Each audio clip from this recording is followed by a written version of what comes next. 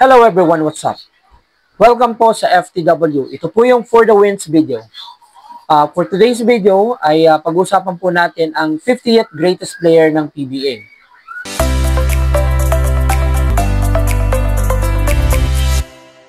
So we all know that we are on the 49th season ng PBA and by next year ay award po ng PBA ang 50th greatest player sa silver anniversary ng PBA. So, ito po yung mga natatanging player na bibigay ng karangalan at saka ng major impact sa liga. Nauna na pong ibinigay ng PBA ang 25 greatest player. Nasundan din po siya ng 40th greatest player. And this time, bibigay naman nila yung 50th greatest player. So, as a fan, gumawa rin po ako ng listahan ng remaining 10 para i-add dun sa 40 para maging 50th greatest player. And ginawa ko po ito dahil sa pagkilala doon sa mga players na nagbigay ng impact din sa tingin ko po ay nakapagbigay ng major impact din sa liga. So disclaimer lang po, this is actually my opinion. So this is not the official list by PBA. And kung meron po kayong sariling version ng inyo pong 50th greatest player, then I highly recommend na magawa rin po kayo para makita natin kung sino yung mga remaining great din po na maaaring ma-awardan by next year. So, ito po yung listahan ko. So, number 10, Jun Limpot. So, si Jun Limpot po ay na-draft ng Santa Lucia noong 1993 at nag-average po si Jun Limpot ng 20.6 points per game at tinanggal din po siyang Rookie of the Year ng taong 1993. 7 years po siya naglaro sa Santa Lucia bago siya na-trade sa Barangay Ginebra para kay Marlo Aquino. And kalaunan na-trade din po siya sa Pure Foods at doon niya nakamit ang kauna-unahan niyang kampeonato sa PBA. Si Jun Limpot po ang tinatawag na the big deal kasi sa laki ng kontratang inoffer sa kanya ng Santa Lucia. Number 9, Dennis the Menace Espino. So, si Dennis Espino po ay na-draft din ng Santa Lucia as first overall draft pick noong 1995. 14 years din siya naglaro sa Santa Lucia Realtors bago siya na-trade sa Coca-Cola Tigers. Kalaunan ay na-trade din siya sa Powerade at doon nagtapos ang kanyang karera sa PBA. So, naging membro din po si Dennis Espino ng Philippine team ng Centennial at tinuturing din po na si Dennis Espino na isa sa mga ace player ng Santa Lucia. Naging ka-teammate na rin po si Jun Limpot. Number 8, L.A. Tenorio. So, si L.A. Tenorio po ay tinagurian nating Teniente Tenorio. So, si Tenorio po kasi ay na-draft noong 2006 bilang 4th overall pick ng San Miguel Beermen. Naglaro po siya ng 2 taon sa San Miguel at sorpresa namang na-trade siya kasama ni Larry Fonacier kapalit ni Mike Cortez at Ken Bono. At matapos po ang 4 na taon ay muli na naman siyang na-trade at this time na-trade siya sa Barangay Ginebra. Magpasa hanggang sa ngayon ay naglalaro pa rin si L.A. Tenorio sa Barangay Ginebra. Si L.A. Tenorio po ay nagkaroon ng 8 championship sa kanyang karir at naging finals MVP rin ng 4 na beses at siya rin po ay tinaguriang Iron Man ng PBA dahil sa kanyang 744 consecutive games sa PBA at na-stop lamang po ito dahil sa kanyang groin injury. So and matapos ang ilang laro na hindi nakapaglaro si L.A. Tenorio ay nakabalik din siya sa Barangay Ginebra at binigyan siya ng award ng PBA kamakailan lang bilang PBA Comeback Player of the Year. So kasalukuyan po ay kasama rin si L.A. Tenorio sa coaching staff ng Barangay Ginebra. Maliban sa pagiging player, kasama rin siya sa coaching staff. Yun. And at the same time, si L.A. Tenorio po ay kilala bilang matindi sa mga clutch basket, mga buzzer beater din. At kinikilala po si L.A. Tenorio hindi lamang dito sa Pilipinas o sa PBA, kundi sa international ay kilala rin po dahil member rin si L.A. Tenorio ng Gilas Philippines. Number 7, si Olsen Rara Racela. So, si Olsen Racela po ay ay na-draft noong 1993 bilang 14th overall pick ng Pure Foods. Naging backup po siya ni Dindo Pumaren. Kalaunan po ay na-trade siya sa San Miguel Beermen. At ito po ay naging pangunahing point guard ng San Miguel. Nagbigay din po sa San Miguel ng maraming kampyonato. Si Olsen Racela po ay naglaro ng 18 years sa koponan ng San Miguel bago po ito nag-retired. And ngayon po, si Olsen Racela ay miyembro ng coaching staff ng Barangay Ginebra under ni Coach Tinton. Number 6, Super Marcio Lassiter. Si Marcio Lassiter po ay na-draft ng Powerade Tigers noong 2011 kasama po siya sa Gilas draft. So, bago po siya na-trade sa Petron Boosters na ngayon po ay San Miguel. So, marami pong kampyonato ang naibigay ni Marcio Lassiter sa San Miguel Beermen at kabilang din po si Marcio Lassiter sa tinatawag po ng San Miguel na Death 5. Kasama dyan si Junmar Fajardo, Arwin Santos, Alex Cabagnot at Chris Ross. At sinama ko po si Marcio Lassiter kasi noong September 15 sa kasalukuyang taon 2024 ay tuluyan na nga po na-break ni Marcio Lassiter ang all-time 3-point leaders ng PBA na sinet noon ni Jimmy Alapag. Number 5, Danny Sigel. Si Danny Sigel po ay na-draft ng San Miguel bilang direct hire noong 1999. Siya po ay ang nakababatang kapatid ni Andy Sigel na dati pong manlalaro ng Mobiline Phone Pals. At si Danny Sigel din po ang tinanghal na Rookie of the Year nung taon na yon. Akala ko nga po ay mabibreak niya yung sinet na record ni Benji Paras na Rookie of the Year at the same time MVP.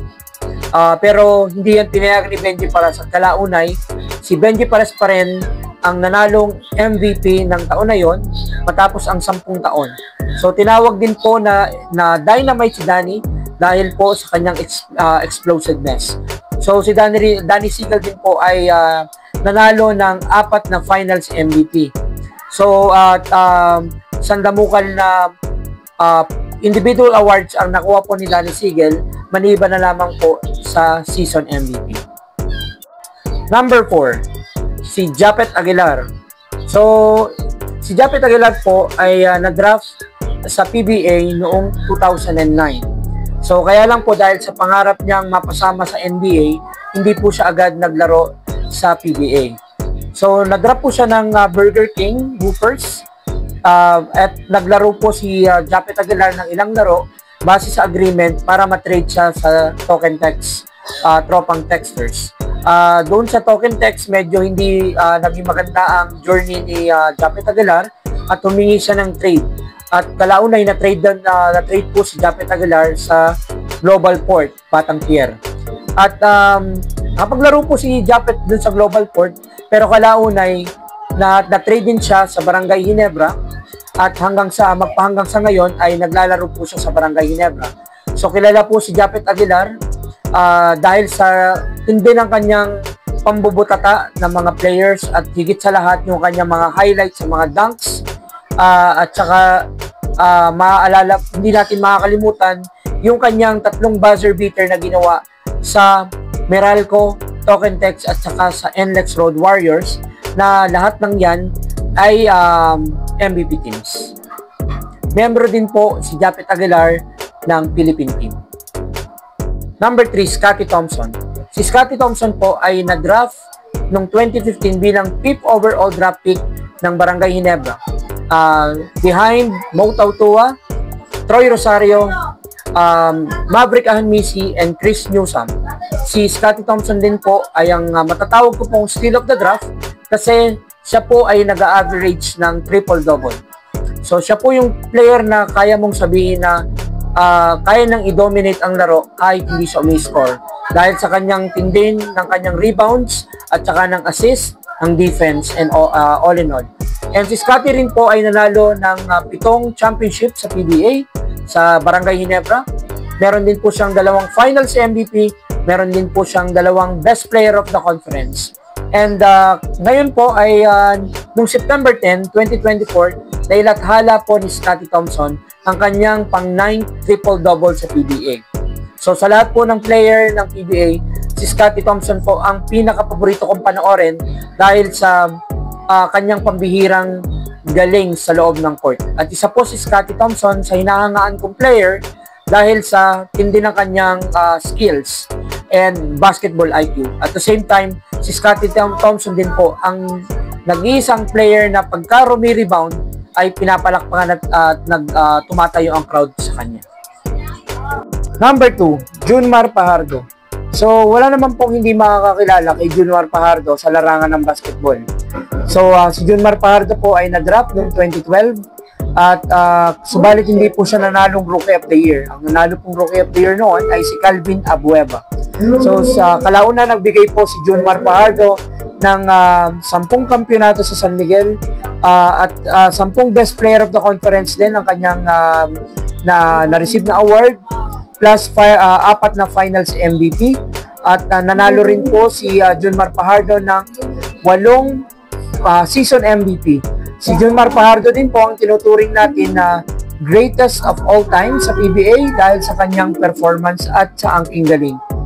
Si Junmar Fajardo rin po ay membro ng Gilas Pilipinas, kaya mapa-local at international ay kilalang-kilala po si Junmar Fajardo. So siya na po ang tinuturing natin na pinakamagaling na player sa PBA. Number 1, or ang panghuli, ay si Nelson Asaytono. So nilagay ko po sa panghuli si Nelson Asaytono kasi napansin ko po sa PBA na mukhang na taken for granted po ang greatness ni Nelson Asaytono. So si Asaytono po ay na-draft bilang second overall ng Pure Foods noong 1989. Tapos na-trade po siya sa Swift noong 1995. At si Nelson po, makalipas ang isang taon ay na-trade ulit sa San Miguel Beermen at kapalit ni Ato Agustin. So si Nelson Asaytono po ang panglima sa all-time leader sa scoring na pinangungunahan ni Ramon Fernandez, Alvin Patrimonio, Abet Gidaben at atoy ko. At si Nelson Asaytono ay meron pong 12,268 points bilang 5th time leader sa scoring. So si Nelson Asaytono po ang isa sa may tuturing ko pong pinaka-great at pinaka-deserving, hindi lang po dun sa 40th greatest player, 25 greatest player, even sa top 10 greatest player ay pwedeng i-include natin si Nelson Asaytono.